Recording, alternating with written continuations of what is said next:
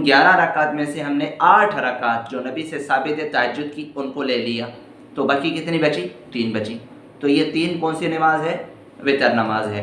और दूसरी रिवायत के अंदर ये कि वितर एक दिन का होता है और एक रात का होता है। तो वितर दिन का रिवायत के अंदर आता है वो मगरिब की नमाज है, और वितर रात का वो वितर है जो इशा के बाद अदा की जाती है वितर नमाज। तो हदीस के अंदर आता है कि जिस तरह दिन का वितर है इसी तरह रात का वितर भी है। दिन का वितर कितनी रकात है भाई? 2 रकात नहीं है बल्कि 3 रकात हैं। 3 रकात हैं और एक सलाम के साथ है। एक सलाम के साथ जब है तो दिन का वितर और रात का वितर दोनों बराबर होने चाहिए। तो लिहाजा रात का जो वितर है उसके अंदर भी 3 रकात होंगी, 2 रकात नहीं होंगी, 1 रकात नहीं होगी, 3 रकात होगी। और जैसे दिन का वितर एक सलाम के साथ अदा किया जाता है, मगरिब की नमाज क्या जो है वो हम 2 सलामों के साथ अदा करते हैं या 1 सलाम के साथ। जब 1 सलाम के साथ हम अदा करते हैं तो रात का वितर भी हम 1 सलाम के साथ अदा करेंगे। ठीक है।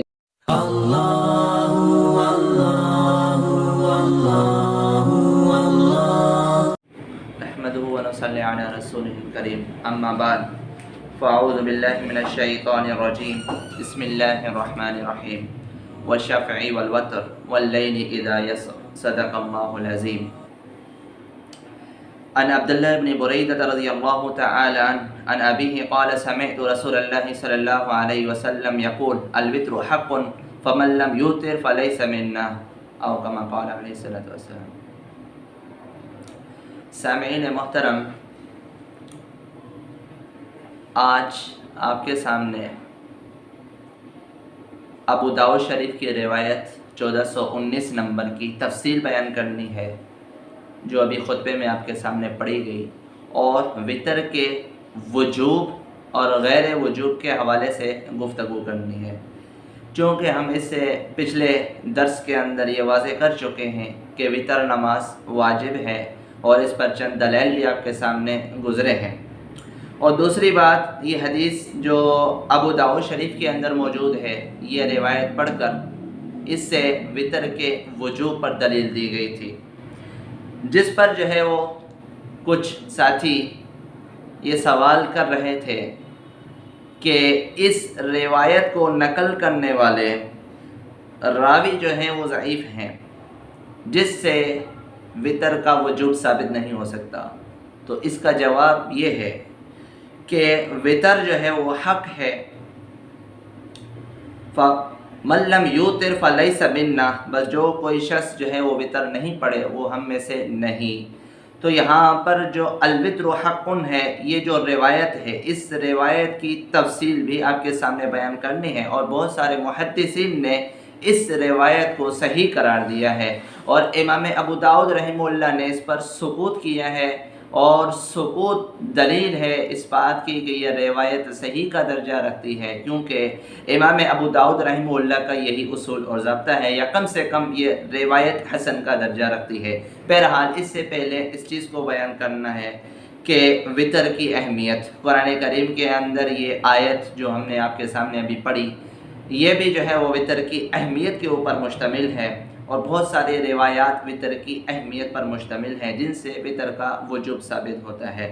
और दूसरी बात यह कि यहाँ पर वितर के अंदर ताक अदद अफजल और बेहतर है, और कुरान करीम से भी इसी का सबूत मिलता है इस आयत मुबारका के अंदर।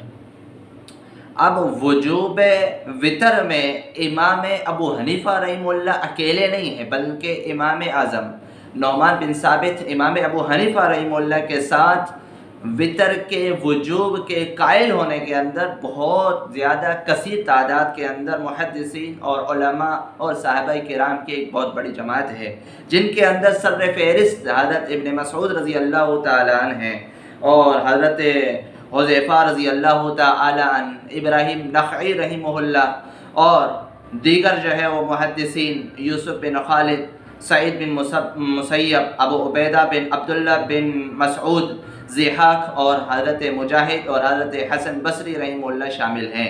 ये सारे हजरात कहते हैं कि वितर वाजिब है और वितर का वजूब साबित हुआ। ठीक है, तो बात यह करनी थी कि वितर वाजिब है या सुन्नत है, तो इनसे ये बात साबित हुई कि वितर क्या है जी, वाजिब है। اب وطر کے وجوب کے اوپر جو حدیث ہم نے آپ کے سامنے پڑھی ہے ابو داؤد شریف کی، اس کی تفصیل یہ ہے کہ وطر حق ہے۔ اچھا جی، وطر حق ہے، اس سے ہم نے معنی آپ کو یہ بتلایا کہ یہ وطر واجب ہے۔ حق کا معنی واجب کا آتا ہے، بہت سارے محدثین نے حق کا معنی وجوب کے ساتھ کیا ہے، تو لہٰذا الوطر حق سے مراد کیا ہے کہ وطر کی نماز کیا ہے جی، واجب ہے۔ اس کے بعد دوسری بات یہ ہے کہ ایک اور روایت کے اندر بھی آتا ہے کہ الوطر واجب علی کل مسلم، کہ وطر نماز ہر مسلمان کے اوپر واجب ہے۔ یہ صاف اور صریح اور واضح الفاظ روایت مبارکہ کے اندر موجود ہیں، جس میں جو ہے وطر کے واجب ہونے کو بیان کیا گیا ہے، اور یہ روایت حضرت ابو ایوب انصاری رضی اللہ تعالیٰ عنہ سے منقول ہے۔ تو لہٰذا اس روایت سے وطر کا وجوب بھی ثابت ہوا۔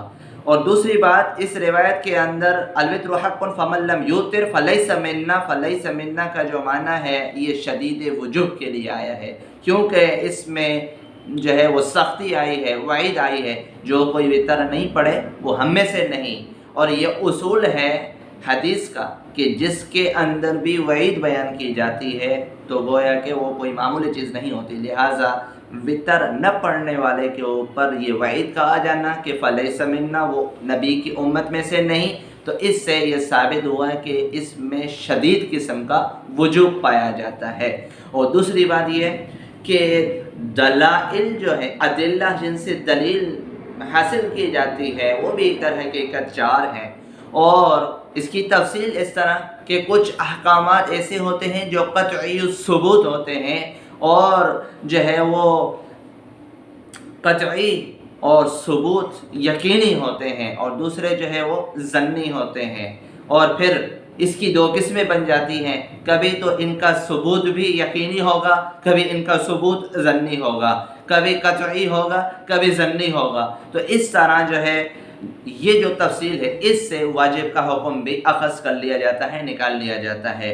اور ابتدا کے اندر در حقیقت اصل مسلک یہ ہے، اصل طریقہ یہ ہے کہ دین اسلام کے اندر جن سے دلیل کو پکڑا جاتا ہے، دلیل حاصل کی جاتی ہے، وہ در حقیقت کتنے ہیں؟ 4 ہیں۔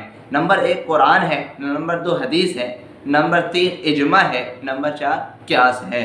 تو لہٰذا اب ان سے تطبیق کرتے ہوئے اور ان سے مسائل کو لے کر وطر کو واجب قرار دیا گیا ہے۔ وطر کے بارے میں قرآن کریم کے اندر بھی یہ وطر کا لفظ آ گیا، اور احادیث رسول صلی اللہ علیہ وسلم کے اندر بھی جو ہے وہ وطر کا لفظ جگہ جگہ پر آیا ہے، اور وطر کے وجوب پر بھی بہت سارے دلائل آپ کے سامنے جو ہے وہ پچھلے درس کے اندر بھی بیان ہوئے، اور اس کے اندر بھی اس روایت کے اندر بیان کیا جا رہا ہے۔ اور حضرت ابو ایوب انصاری رضی اللہ تعالیٰ عنہ کی جو روایت ہے اس سے بھی وطر کا وجوب ثابت ہوا۔ اچھا، یہ جو روایت ہے جس کو امام ابو داؤد رحمہ اللہ نے جلد نمبر 1 208 210 صفحے کے اندر اور حدیث نمبر 1419 ہے، اس کے اندر بیان کیا ہے، اور اسی روایت کو مشکات المصابیح کے اندر صفحہ نمبر 113 کے اندر بیان کیا گیا ہے۔ تو اس کے متعلق کہتے ہیں کہ کچھ لوگوں نے کہا کہ اس روایت کے نقل کرنے کے اندر ایک راوی آتے ہیں جن کا نام ابو منیب عبداللہ بن عبداللہ العتکی ہے، وہ جو ہے وہ کیا ہے؟ ضعیف راوی ہیں، لہٰذا ان کی روایت کو ضعیف مان کر انہوں نے اس روایت کا انکار کر لیا۔ حالانکہ یہ محدثین کا اصول ہے کہ ایک روایت، ایک عمل کے متعلق اگر روایات ایک سے زائد ہوں، کثیر ہوں، تو اس کے اندر اس کا ذوق ختم ہو جاتا ہے۔ لیکن اس جو ہے وہ روایت کے راوی کو صرف جو ہے وہ 1-2 شخصوں نے ضعیف قرار دیا ہے، اور بہت سارے لوگوں نے اس کو صحیح قرار دیا ہے۔ محدثین کی دوسری بہت بڑی جماعت جس کے اندر امام یحییٰ بن معین ہے، وہ بھی اس کو ثقہ قرار دیتے ہیں۔ امام حاکم ہیں، وہ جو ہے کہتے ہیں کہ یہ روایت ابو داؤد شریف کی جو 1419 نمبر روایت ہے، امام حاکم کے ہاں وہ فرماتے ہیں کہ یہ روایت صحیح علی شرط شیخین ہے۔ شیخین سے مراد امام بخاری رحمہ اللہ اور امام مسلم رحمہ اللہ ہے، یعنی کہ بخاری اور مسلم کی शर्त के मुताबिक ये हदीस ऐन सही दर्जे की है। जब जो है वो इमाम हाकिम रहिमहुल्लाह ये बात बयान कर रहे हैं कि यह रिवायत सही का दर्जा रखती है और इमाम बुखारी और इमाम मुस्लिम की शर्त के मुताबिक है, तो गोया इसके अंदर ज़ौफ़ ही बरकरार नहीं रहा।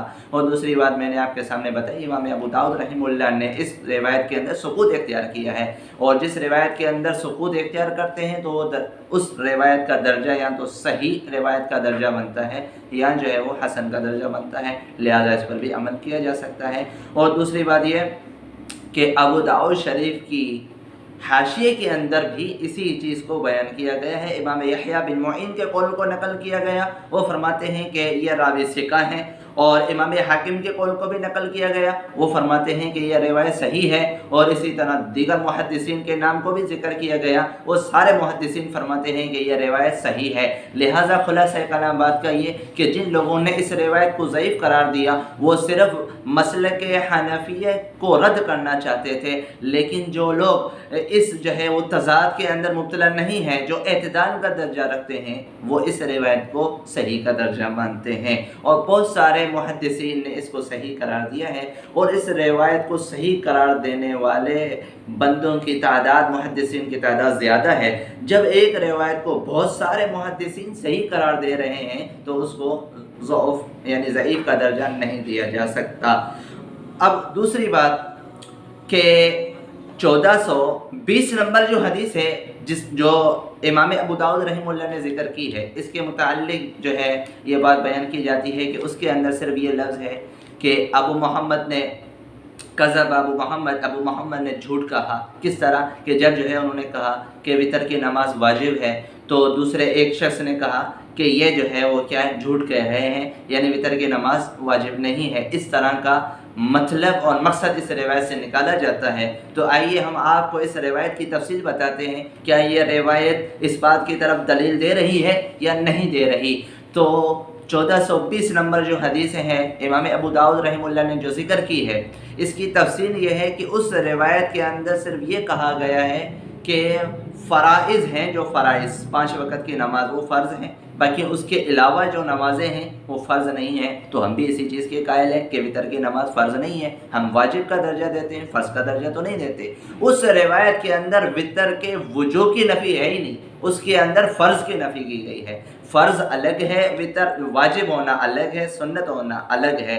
सुन्नत, वाजिब और फ़र्ज़ इन सब का दर्जा अलग-अलग है। तो लिहाजा इस रिवायत के अंदर ये तो साबित नहीं होता कि ये वाजिब नहीं, इस रिवायत के अंदर वितर के वाजिब होने की नफ़ी साबित ही नहीं है। और दूसरी बात यह कि अगर आप लोग इससे कुछ साथी अगर इससे क्या करना चाहते हैं, वितर की नफ़ी करना चाहते हैं और कहते हैं कि सिर्फ 5 वक़्त की फ़र्ज़ नमाज वाजिब यानी फ़र्ज़ है, 5 वक्त दिन में 5 वक़्त की नमाज, इसके अलावा और कोई नमाज फ़र्ज़ नहीं, तो इससे मुराद अगर ये वाजिब लेते हैं कि वाजिब की नफ़ी भी इसके अंदर पाई जा रही है, तो हमारा उनसे ये सवाल है कि फिर ईदैन की नमाज का भी तज़किरा इस रिवायत के अंदर नहीं। जब ईदैन की नमाज का तज़किरा इस रिवायत के अंदर नहीं और वो वाजिब है, और आप इससे फ़र्ज़ के साथ साथ वाजिब की नफ़ी करना चाहते हैं, यानी फ़र्ज़ को लेकर इससे वुजूब की नफ़ी मुराद लेते हैं, तो फिर ईदैन की नमाज भी वाजिब नहीं रही,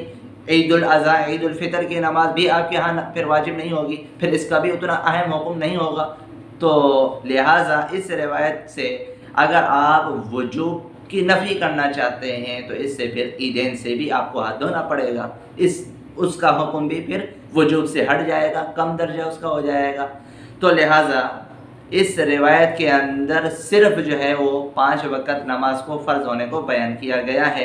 और यह रिवायत जो है वो मुहद्दिसीन ने फरमाया कि यह इब्तिदाए इस्लाम के अंदर यह रिवायत यानी कि वारिद हुई थी। इस हदीस का शान वरूद यही है कि यह रिवायत इब्तिदा इस्लाम के अंदर बयान की गई थी। उस वक़्त तक अभी बाकायदा तरीके से वितर का हुक्म भी नाजिल नहीं हुआ था, यानी उसकी मुकम्मल तफसील भी लोगों के सामने नहीं आई थी। शरीयत मोहम्मदिया के अंदर इसकी मुकम्मल तफसील उस वक़्त तक बयान नहीं हुई थी, तब की यह रिवायत है। तब की रिवायत को लेकर जो है वो जो वितर के वजू के कायल हैं उन पर ये दलील पेश नहीं की जा सकती। और दूसरी बात यह कि वितर جو ہے اب اس سے یہ ان روایات سے یہ بات ثابت ہوئی کہ وطر کی نماز واجب ہے اور یہ واجب کا درجہ رکھتی ہے۔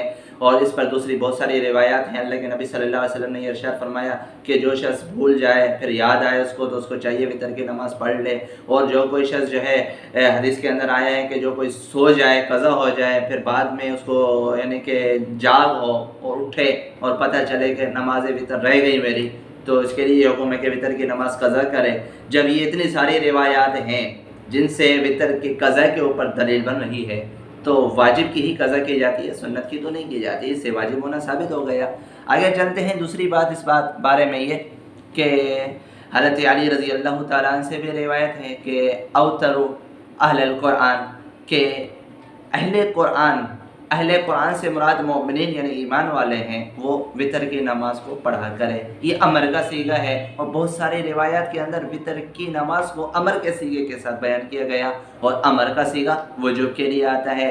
لہٰذا امر کے صیغے کے اعتبار سے تمام احادیث کے اندر جس روایت کے اندر امر کا صیغہ آیا ہے اس سے مراد جو ہے وہ وجوب ہے، لہٰذا ان تمام روایات سے وطر کا وجوب ثابت ہوا۔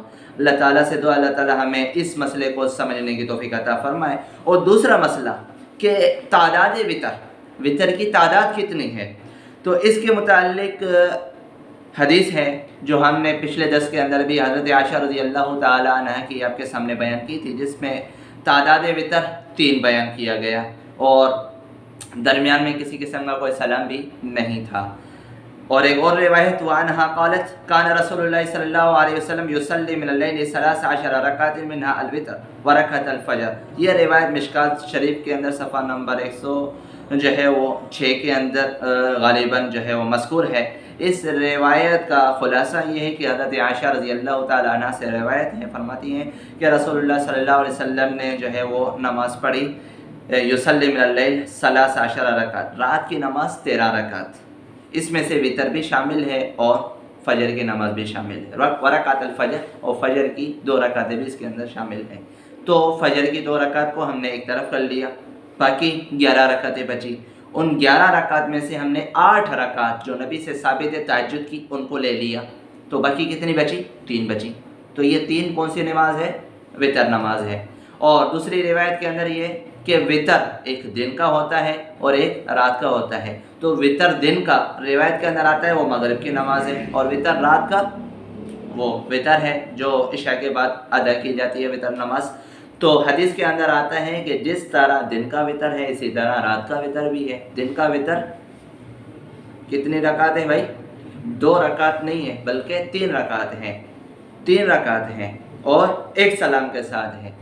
ایک سلام کے ساتھ جب ہے تو دن کا وطر اور رات کا وطر دونوں برابر ہونے چاہیے، تو لہٰذا رات کا جو وطر ہے اس کے اندر بھی 3 رکعت ہوں گی، 2 رکعت نہیں ہوں گی، 1 رکعت نہیں ہوگی، 3 رکعت ہوگی۔ اور جیسے دن کا وطر ایک سلام کے ساتھ ادا کیا جاتا ہے، مغرب کی نماز کیا جو ہے وہ ہم 2 سلاموں کے ساتھ ادا کرتے ہیں یا 1 سلام کے ساتھ، جب 1 سلام کے ساتھ ہم ادا کرتے ہیں تو رات کا وطر بھی ہم 1 سلام کے ساتھ ادا کریں گے، ٹھیک ہے جی۔ تو اس روایت سے اس چیز کا ثبوت بھی مل گیا۔ اور دوسری بات کہ 3 رکعت وطر کے اوپر ایک اور حدیث ہے جس کے اندر یہ کہا گیا کہ پہلی رکعت کے اندر نبی صلی اللہ علیہ وسلم سورہ اعلیٰ پڑھا کرتے تھے، دوسری یعنی کہ رکعت کے اندر سورۃ الکافرون پڑھا کرتے تھے، اور تیسری جو ہے وہ سورت کے اندر سورہ اخلاص پڑھا کرتے تھے، قل هو اللہ احد۔ اور ایک اور روایت کے اندر آتا ہے کہ آخری رکعت کے اندر کبھی سورہ اخلاص، تیسری رکعت کے اندر کبھی سورہ اخلاص پڑھا کرتے تھے اور کبھی معوذتین پڑھا کرتے تھے، یعنی سورہ فلق یا سورہ ناس میں سے پڑھا کرتے تھے نبی صلی اللہ علیہ وسلم۔ تو ان روایات کے اندر کہیں یہ تذکرہ نہیں کہ 2 سلام کے ساتھ پڑھتے تھے، بلکہ ان سب کے اندر گویا کہ جو ہے وہ اس چیز کا ثبوت مل رہا ہے کہ نبی صلی اللہ علیہ وسلم ایک ہی سلام کے ساتھ یہ وطر کی نماز ادا کرتے تھے۔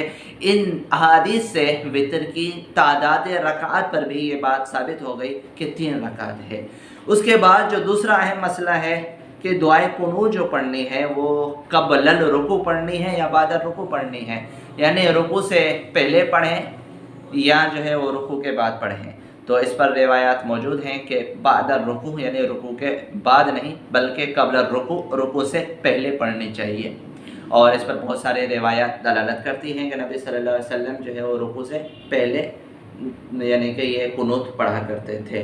اور اس پر علماء نے تفصیل بیان کی ہے کہ جو قنوت کسی دعا کے خاطر پڑھا جاتا ہے، کسی ضرورت کی وجہ سے پڑھا جاتا ہے، وہ تو بالاتفاق بعد الرکوع پڑھیں گے، رکوع کے بعد پڑھیں گے. لیکن جو عام حالات میں روزانہ کا جو وتر ہے اس کے اندر جو ہم قنوت پڑھیں گے وہ قنوت قبل الرکوع ہے، یعنی رکوع کرنے سے پہلے ہم پڑھیں گے. اور اس پر بہت سارے علماء کا، محدثین کا اور صحابہ کرام کا عمل بھی رہا ہے. اور دوسری بات یہ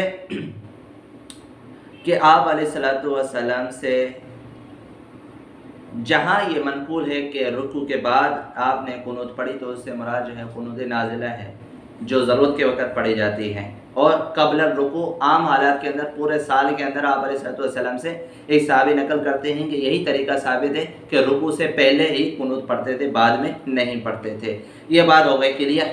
اب آگے دوسری بات یہ کہ دعائے قنوت جو ہم لوگ پڑھتے ہیں اللہم انا نستعینک ونستغفرک ونؤمن بک الی آخرہ، اس دعا کا ثبوت کہیں ملتا ہے یا نہیں ملتا؟ تو اس کا جواب یہ ہے کہ اس کا ثبوت بہت سارے روایات کے اندر ملتا ہے اور بہت سارے علماء اس بات پر متفق ہیں کہ اس دعا کو پڑھنے میں کسی قسم کا کوئی حرج نہیں ہے. اور دوسرے لوگ جو دلیل بناتے ہیں کہ اس کے علاوہ کسی اور دعا کو پڑھ لو، تو ہم اس کا جواب یہ دیتے ہیں کہ اگر وہ دعا پڑھ لی تو وہ دعا اور یہ دعا ان میں اختلاف جو ہے وہ افضلیت اور غیر افضلیت کا اختلاف ہے، فرض اور واجب کا، لازم اور غیر لازم کا، نماز کے ہونے یا نماز کے نہ ہونے کا کسی قسم کا کوئی اختلاف نہیں ہے. اور جو حنفیہ دلیل دیتے ہیں دعائے قنوت جو ہم پڑھتے ہیں اس پر، وہ دلیل یہ ہے کہ یہ اصول اور ضابطہ ہے کہ جو عمل قرآن سے زیادہ موافق ہوگا، حدیث کے اندر بھی ایک عمل آیا، قرآن کے اندر بھی ایک عمل آیا، قرآن کے اندر ایک عمل آیا ہے اور حدیث مختلف اس کے متعلق یعنی کہ منقول ہیں، تو اب اس روایت کو ترجیح دی جائے گی جو زیادہ قرآن سے ملتی ہوگی. لہٰذا دعائے قنوت جو حنفیہ پڑھتے ہیں ان کی جو دعا ہے، جو دعا کے کلمات ہیں، وہ قرآن سے زیادہ ملتے ہیں. کیوں؟ اس لیے کہ روایات کے اندر آتا ہے، علماء فرماتے ہیں، محدثین فرماتے ہیں کہ قرآن کریم کی کچھ صورتیں، 2 صورتیں ایسی تھیں جن کے اندر اس دعائے قنوت کا تذکرہ تھا اور یہ الفاظ اس کے اندر بیان کیے گئے تھے. جب یہ الفاظ اس کے اندر بیان کیے گئے تھے تو یہ حدیث قرآن کے گویا موافق ہو گئی، لیکن وہ جو صورتیں تھیں وہ منسوخ ہو چکی، لیکن البتہ ملتی تو قرآن کریم سے ہی ہیں یہ دعائیں اور یہ دعائیہ کلمات. تو اس لیے ہم نے اس روایت کو لے لیا جو قرآن کے زیادہ یعنی کہ موافق اور قرآن کے زیادہ قریب ہیں. اور دوسری اور آخری بات یہ ہے کہ اس کے درمیان دعا کون سی پڑھی جائے، اس کے اندر جو لوگ اختلاف کرتے ہیں تو یہ بات ذہن میں آنی چاہیے کہ یہ اختلاف کوئی نماز کے ہونے یا نہ ہونے کا نہیں، بلکہ افضلیت اور غیر افضلیت کا جو ہے وہ اختلاف ہے. اللہ تعالیٰ سے دعا ہے اللہ تعالیٰ ہمیں ان تمام باتوں کو سمجھنے کی توفیق عطا فرمائے. وآخر دعوانا الحمد للہ رب العالمین. حسبی اللہ و نعم الوکیل، نعم المولا و نعم النصیر. حسبی اللہ